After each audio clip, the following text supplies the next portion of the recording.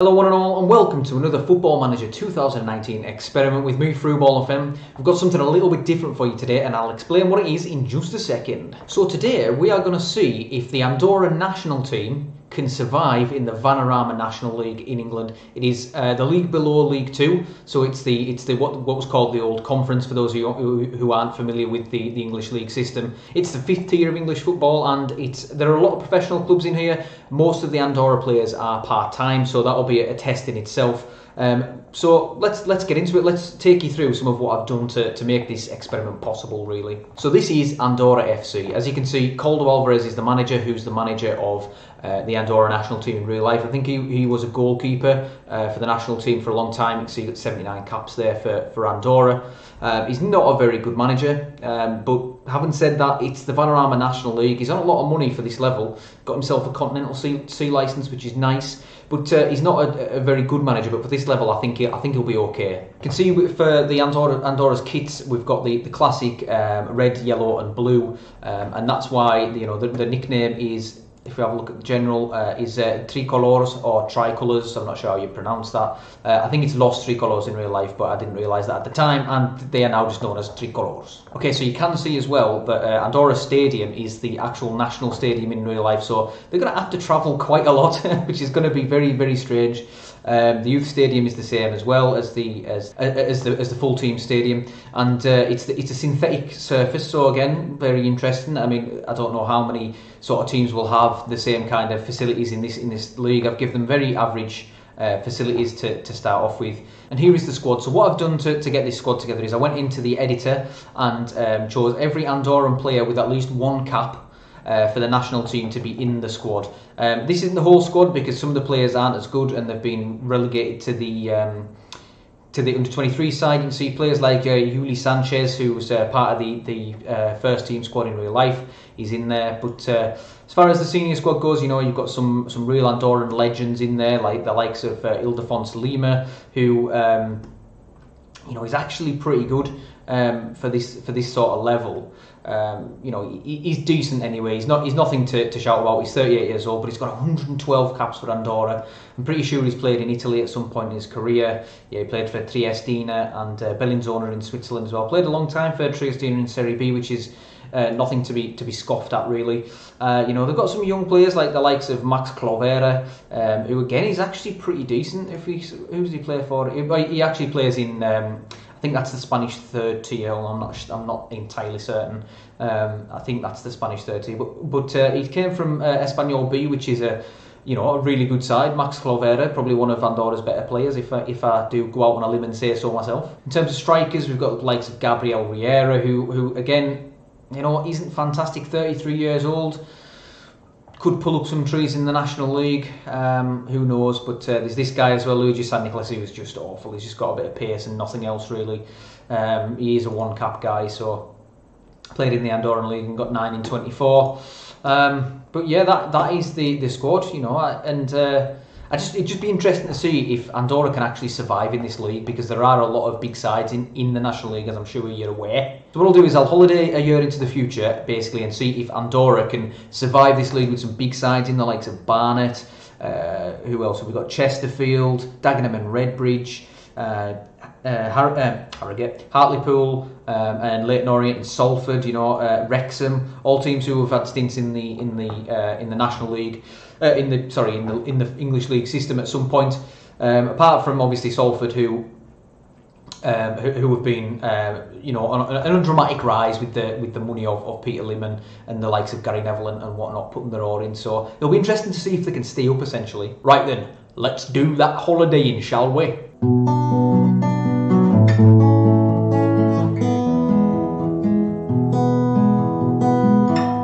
Right then, so as you can see, unfortunately, Andorra have been relegated from the Vanarama National League. It'll be interesting to see whether they go into the National League North or the National League South. That'll be really interesting to see. I might have to holiday on to see actually where they get delegated, because of obviously where they're situated in Andorra La Vella. So that'll be very interesting. But Dover went up as champions, 97 points. With Chesterfield joining them. But yeah, Andorra finished on 41 points with a minus 28 goal difference. Managed to pick up 10 wins. 11 draws and 25 losses from 46 games.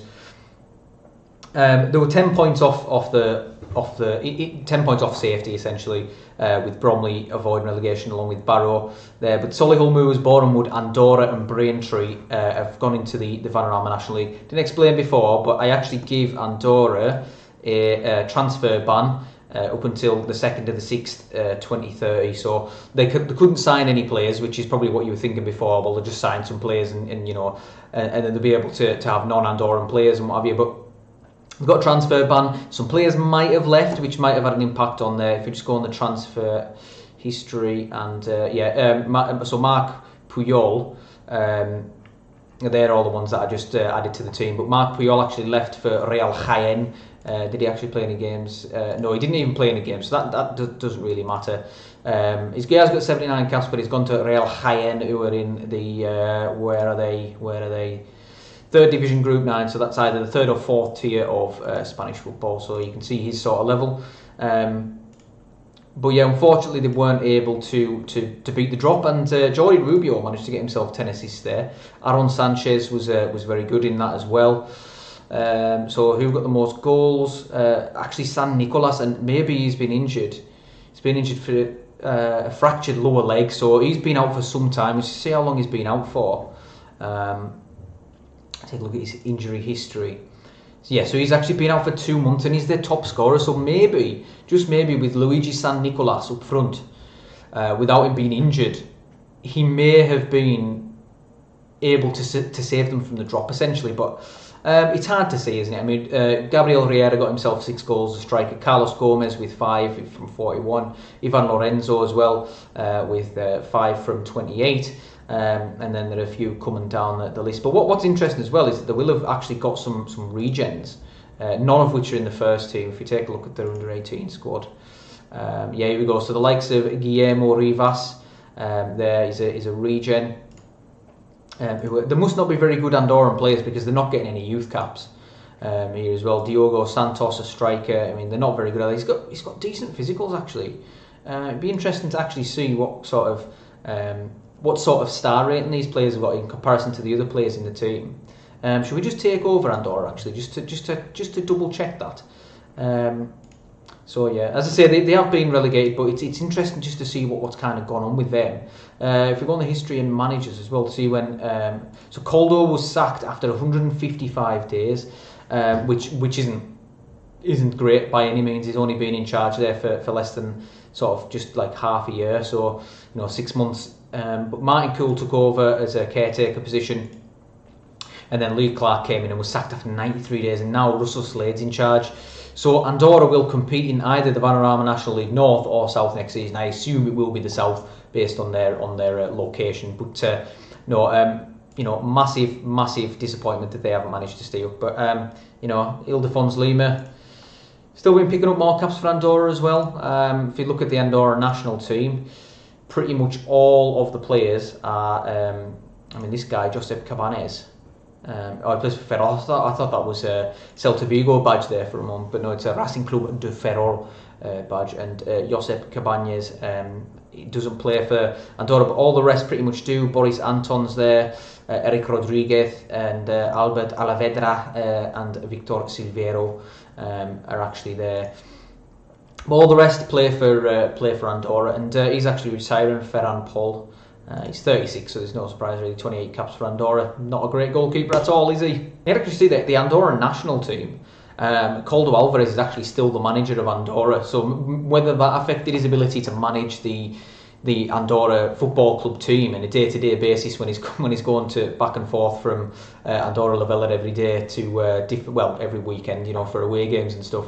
I don't know, but we'll never know. But the Andorra national team, let's have a look at their kind of history or schedule. What have they kind of done? I think they've only had one game. That was in March. That's 2019. Actually beat Kazakhstan 2-1. San Nicolas there with a goal. As you can see, Boris Anton, one of the non-Andorra players, getting a goal as well. But San Nicolas got a goal for Andorra. That beat Kazakhstan away from home. That's massive. And they beat Kazakhstan at home and Latvia at home 3-1. Boris Anton. Who is this guy? He's scoring a few goals. A few goals. He's got 3 goals in 4 games. He's only Andorran. I don't know why he hasn't played for them in real life. He's played for Santa Coloma for his whole career. But yeah, they beat Latvia as well. You know, Sebastian, recently Andorra just got a draw against. That is what actually, just going back a second, that's what inspired me to do this this experiment, was because I was watching Andorra play against Latvia, and Latvia got a player sent off, and I was just thinking, could Andorra actually capitalise on this, or would Latvia still going to be stronger with 10 men? But they've actually had a really decent Nations League. They've managed to pick up a few draws in the Nations League Group D. But let's have a look at that group, because they've managed to pick up 3 wins. You know, 3-0 loss to Georgia, lost 6-0 in real life to Georgia, 2 losses to Georgia, a loss to Latvia and a win, and 2 wins against Kazakhstan. So maybe, and it was 3-1, and they only lost 2-1. So head-to-head record would dictate that they actually finished ahead of Latvia. Let's take a look at this group. Andorra finished second, and they picked up 3 wins. As we were saying before, 3 bloody wins. That's insane. That Andorra managed to actually pick up 9 points in that group and finish second. That is crazy. That is just nuts. Right, so let's take over Andorra and have a look at some of these youngsters, see if any of them are worth any up to much cop. Just before we do that, before the game started, Andorra were actually predicted to finish 11th, which is they've massively underachieved in that sense. But you know, we've got to kind of realise where they came from. You know, most of the players were part-time against full-time players, and they have gone into a professional club did that to kind of give them a chance, but they are competing against other clubs that are entirely professional, which is very, very difficult to compete against when you're used to playing part-time. Right, and so here's the under-18s, and here's the selection of youth players that came through. Diogo Santos is a striker, 1.5 star potential, 5 star. 1.5 star ability, 5 star potential. Again, he's the guy that we looked at before that was very fast, decent finishing and what have you for an Andorran striker. He'll probably pick up some caps in the future, I would imagine, Diogo Santos. Then we've got Duarte Ribeiro, who's got 1 star current ability and 4.5 star, 3.5 to 4.5 star potential. He looks decent, 12 passing, 14 vision, 11 teamwork.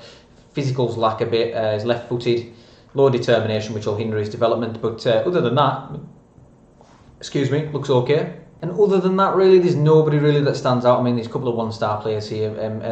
We've got Marco Antonio Benito. I thought that was going to be Marco Antonio Barrera there, the former Mexican boxer. I think he was Mexican. Babyface assassin anyway, I know that. But yeah, a 9 marking, 9 tackling, 7 heading, 6'2", good natural fitness, good jump and reach, lacks in strength, but that'll improve with time. But yeah, I mean, I don't know. I mean, let me know if you think it's interesting that I've gone through the Andorra youth intake.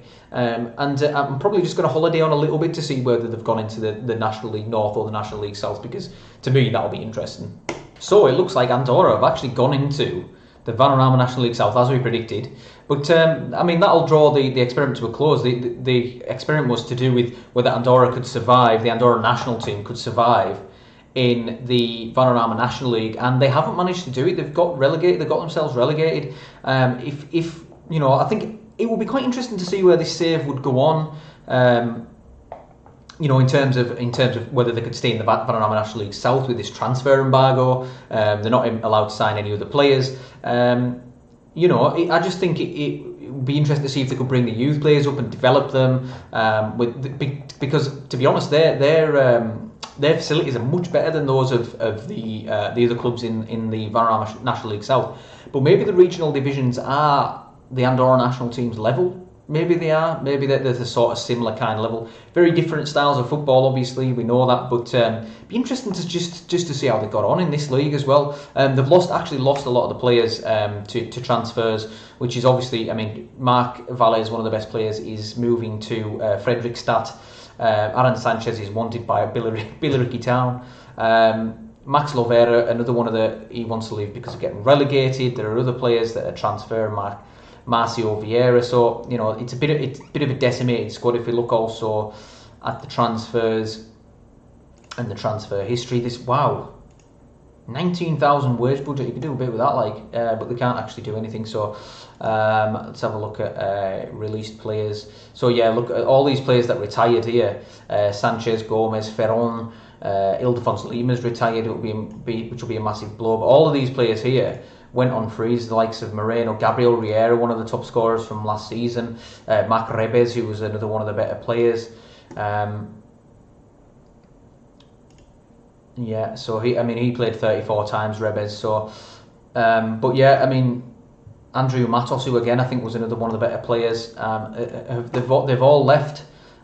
So they've got a bit of a decimated squad at present, so it's not much of an Andorra national team, but some of the players will still obviously be in the national team, but he's leaving to join Fredrikstad, as I said before, on 18th of the 7th, and Marcio Vieira as well. So the squad's looking a bit thin on the ground, shall we say, but the under-23s, there's still a few in there. Sorry, there's still a few in there, the likes of Christian and Domingo Sala, who's a regen, and a few more regens. Diogo Santos looks like he's improved, or obviously just that some players have left, so his star rating's gone up. But but that does bring us to the end of the experiment. And I hope you've enjoyed it. I'll probably do a few more things like this. One of the things I do intend to do is probably do can the England national team win the Premier League? I think that would be a massive, that would get a massive following, and I think it would be a really interesting thing to see, because obviously the England national team is very good at the minute, and the feeling's good around it, but could they beat like Manchester City with all their international superstars? It'd be interesting to see anyway, so that's something I might do. Let me know if you're interested. And yeah, that just brings us to a close. So if you could drop a comment, subscribe on the videos, subscribe to my channel rather, then I will be most humbled. And just get involved with the channel and with the Football Manager community. It's great, honestly. Thanks everybody for watching now. Bye bye.